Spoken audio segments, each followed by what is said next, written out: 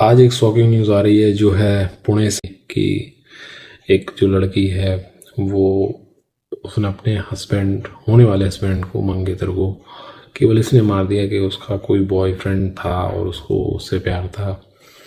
मुझे ये नहीं समझ में आया इन सब केस में कि भाई जब आपको शादी नहीं करनी होती तो मना क्यों नहीं कर देते।